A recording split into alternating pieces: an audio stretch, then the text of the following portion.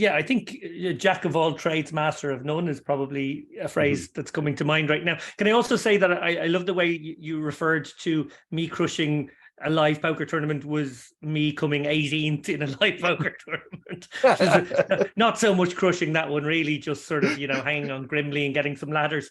But yeah, look, I suppose I was the best playing version of myself 7 or 8 years ago. Like, obviously you always improve, so I'm probably the best player I ever was today, but relative to the pool, I think I'm probably slowly on the decline. Occasionally every year or two I sort of realize the decline has got too bad, and I pump myself up, and I do some study, and I hit the DTO. On the site is a big part of it too. Dara and I mentioned that you can be anonymous, and and that's a great feature, but Dara and I have our own specific avatar, so when we play, you're playing against us, and we put on decent volume on the site.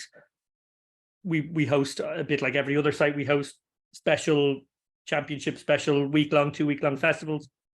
We participate fully in those, chase the leaderboards in those for the fun of it too.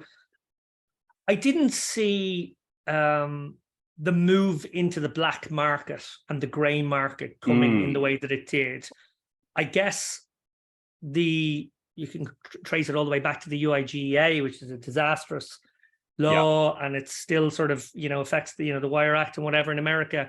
The fact that Americans can't legally log on and make transfers with these kinds of sites, the objective of that, this probably wasn't even the real objective of that, but if you were to be generous to the people who wanted to install something like that, it was to protect people. It was to be a maybe at the risk of being a nanny state. It was to help problem gamblers. It was to I'm finding it hard to even make this argument because I don't know if that's even really what it was about.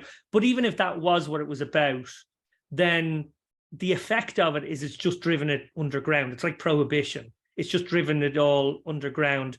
Yeah, and to pick up on something you said there, I think there's another aspect of it too, which is that if a poker player, whether they're terrible, mediocre, good, or excellent, there's an amount of authorship they feel over a poker win. If they have a result, they remember the time they outplayed the other guy, or they reshoved the hand, or they bluffed the spot, and therefore they feel very responsible and deserving, maybe more so, of their win than someone playing bingo or someone just guessing numbers on a roulette wheel.